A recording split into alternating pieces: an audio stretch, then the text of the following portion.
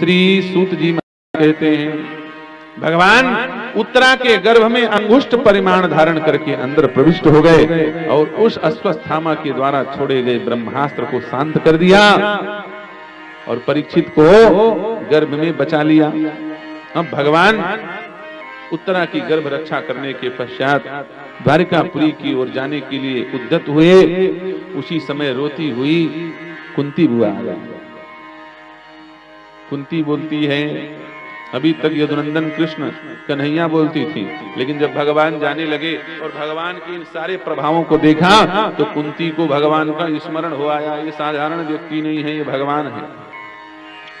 कुंती भगवान की स्तुति करने लगी हाथ जोड़ करके। अभी तक कृष्ण जी प्रणाम करते थे, बुआ पा लगी, लेकिन अब बुआ कहे पा लगी। बुआ पहुंच गई, क्या बोलती है? कृष्णाय वासुदेवाय देवकी नंदनाय च नंद गोप कुमाराय नमस्ते गोविंदाय नमो नमः। हे गोविंद, आपको प्रणाम है। नमः पंकजनाभाय नमः पंकजमालिने नमः पंकज नेत्राय नमस्ते पंकजाग्रे। हे कमल नेत्र, आपके चरणों में बार बार प्रणाम है। आपका चरण कमल के समान, आपका हाथ कमल के समान, आपका नेत्र मुख इत्यादि सारे अंग कमल के समान हैं। आप मेरी रक्षा करो। भगवान ने कहा, उत्तरा के ऊपर ब्रह्मास्त्र छोड़ा गया, आपके ऊपर कौन सा ब्रह्मास्त्र छोड़ा जा रहा है? कुंती ने कहा, बोले महाराज, मेरे ऊपर भी ब्रह्मास्त्र से बढ़ करके एक अस्त्र छोड़ा जा रहा है। वो कौन सा अस्त्र है? सुखास्त्र। कौन सा अस्त्र है? सुखास्त्र। क्या मैं देख रही हूं कि आप हम सब लोगों को राजपाठ दे करके जा रहे हो, सुख दे के जा रहे हो। ये भगवान का सुखास्त्र है।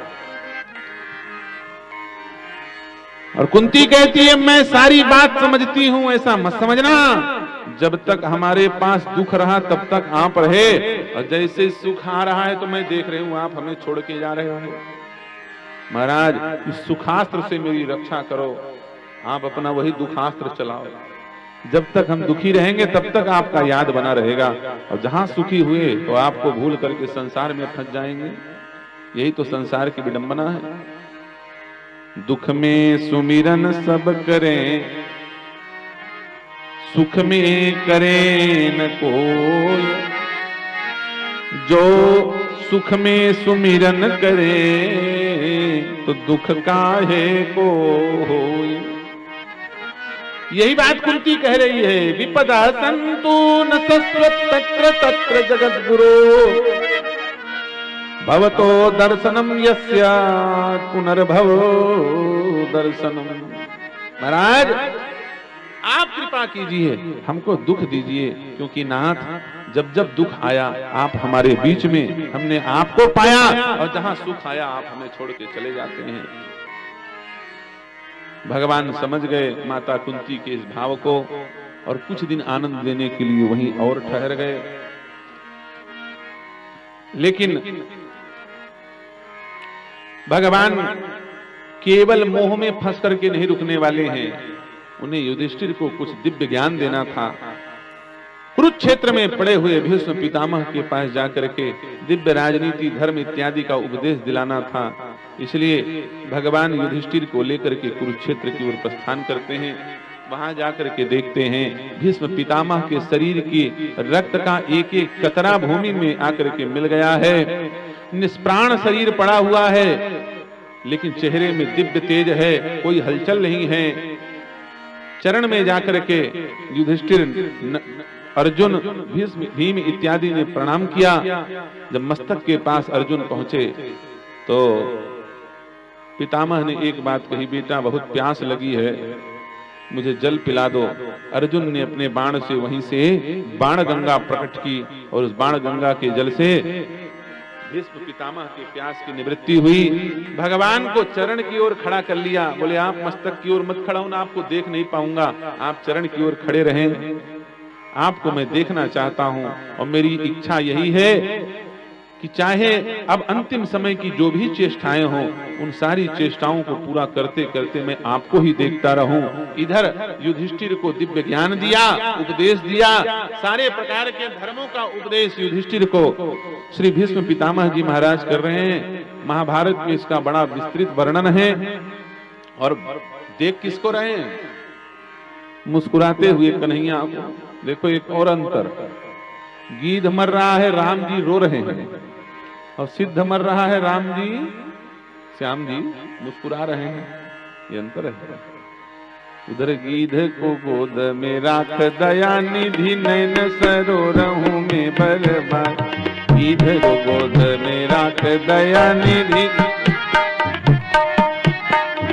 बारही बार पसारत जटायु की धूर जटा सोजा। कृष्णा भगवती सात्वत पुंगवे विभुम्नि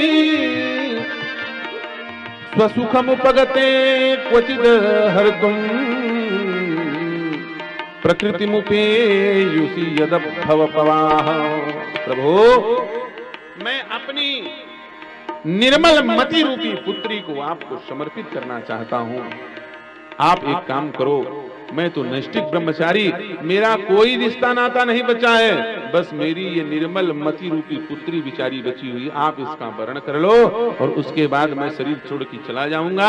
अपनी निर्मल बुद्धि को मृत्यु के समय में भीष्म पितामह जी ने भगवान को समर्पित किया और उसी समय सूर्य उत्तरायण हुए। माघ मकर गत रवि जब हुई, अभी 14 तारीख को सूर्य उत्तरायण होंगे ना, जैसे सूर्य उत्तरायण हुआ, अपनी निर्मल मति को समर्पित किया भगवान में। और शास्त्र सिद्धांत है अंते यामति सागति, भगवान में मति लगी थी, इसलिए भगवत स्वरूप धारण करके दिव्य देहधारी श्री भीष्म पितामह जी भगवान के धाम की ओर प्रस्थान करते हैं। बोलिए मदन मोहन ब्रजेंद्र नंदन भगवान की जय। अब युधिष्ठिर जी महाराज को सिंहासनासीन किया, राजकाज का सारा ज्ञान सिखाया और उसके बाद भगवान द्वारिकापुरी की ओर प्रस्थान किए।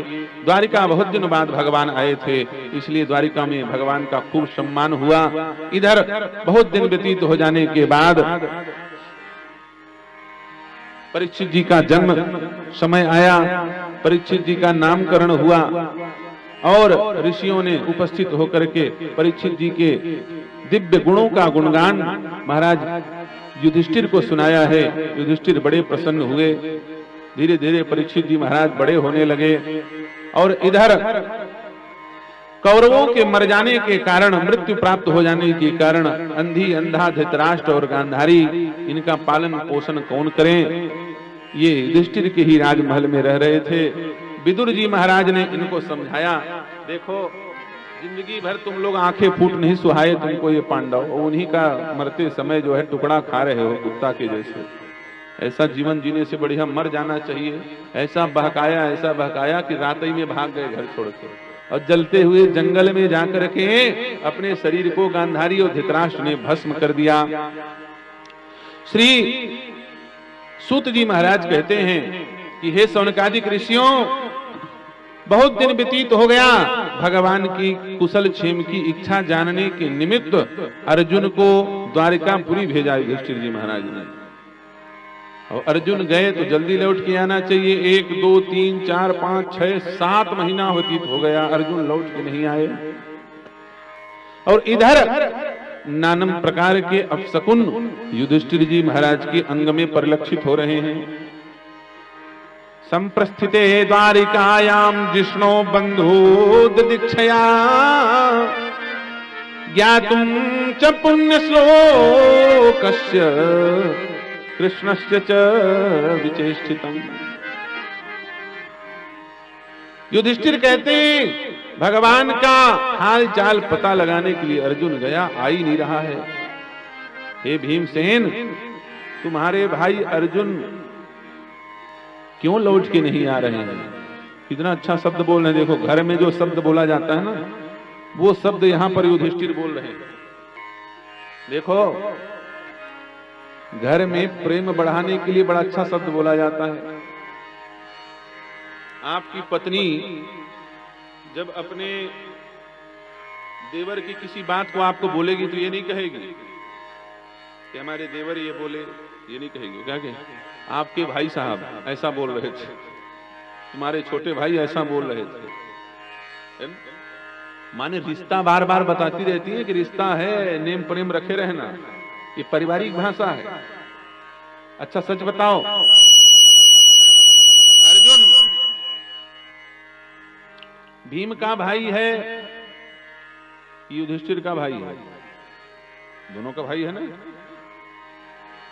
तो युधिष्ठिर क्या कहना चाहिए था? भैया अर्जुन नहीं आए। लेकिन युधिष्ठिर जी बोल क्या रहे हैं? संप्रेषितो द्वारिकायाम जिष्ण बंधु ददीक्षया गता सप्ताधुना मासा भीमसेन तवानुजा। ए भीमसेन, तुम्हारा अनुज छोटा भाई अर्जुन अभी तक नहीं आया। माने भीम को कह रहे हैं कि तुम भी जाओ। अच्छा, भीम से यदि ऐसा कह देते कि अर्जुन नहीं आया तो भीम को कोई फर्क पड़ने वाला थोड़ी था। भीम मोटा दिमाग के हैं ना, वो मार धाड़ उनका काम चलता है, ज्यादा जल्दी उन्हें समझते। इसीलिए मानो भीम के मन में ममत्व आए कि मेरा भाई नहीं आया है तो कुछ प्रयास करेगा, पता लगाने का प्रयास करेगा। इसलिए भगवान युधिष्ठिर कह रहे हैं गता सप्ताधुना मासा भीमसेन तवानुजा नायाति कस्य वा हेतुर्नाहं वेद मंजसा। क्या बात है, अभी तक तुम्हारा भाई छोटा अर्जुन नहीं आया है, छोटा भाई अर्जुन नहीं आया, पता लगाओ। अब भीम श्री सूत जी महाराज कहते हैं जैसे ये सब बात चल रही थी उसी समय अर्जुन जी वहां पहुंच गए। मुंह लटका हुआ है, तेजहीन चेहरा है, उदासीनता भरी हुई है, नेत्रों से अश्रु की धारा बह रही है, आंख फूला हुआ है। युधिष्ठिर जी पूछते हैं क्यों अर्जुन, तुम कोई युद्ध तो नहीं हार गए? देखो जो जो घटनाएं घटित हुई हैं वो सारी बातें युधिष्ठिर बोल रहे हैं। बड़ा लंबा प्रश्न किया है, 10-15 श्लोकों में कम से कम यहाँ पर प्रश्न किया है युधिष्ठिर ने अर्जुन से। तुम कोई युद्ध तो नहीं हार गए? सही बात है, युद्ध हार के आए थे, भीलों से युद्ध हार गए थे। केवल तन से युद्ध नहीं जीता जाता, तन के साथ साथ मन भी चाहिए। और मन चला गया मदन मोहन के साथ, अब तन बचा था, अब भील क्या? कोई भी जीत जाएगा, मच्छर जीत जाएगा युद्ध, उस कौन सी बड़ी बात है। जब शरीर में शक्ति ही नहीं है, जब मन अलग है शरीर से, यहाँ वहां मन व्यथित है और शरीर में मन का भान ही नहीं है, तो उस शरीर में शक्ति कहाँ रहेगी? युधिष्ठिर पूछते हैं कचित् त्वं ब्राह्मणं बालं गावृद्धिं रोगिणीं स्त्रियं शरणोपसृतं सत्वं नात्याक्षी शरणप्रदम्। क्या तुम्हारे द्वारा किसी बालक का वध हो गया? किसी स्त्री का वध हो गया? क्या तुमने अगम्यागमन कर लिया? स्पर्श न करने योग्य स्त्री का स्पर्श किया? या फिर तुम्हारे धन का हरण हो गया? क्या ऐसी बात है जिसके कारण तुम्हारे शरीर में तेज नहीं दिखाई दे रहा है? अर्जुन ने कहा, बोले महाराज वंचितो यम महाराज हरिणा बंधुरूपिणा। जैसे मधुर तान बजा करके हिरणी को शिकारी ठग लेता है, वैसे ही मुझे मदन मोहन ब्रजेंद्र नंदन ने ठग लिया।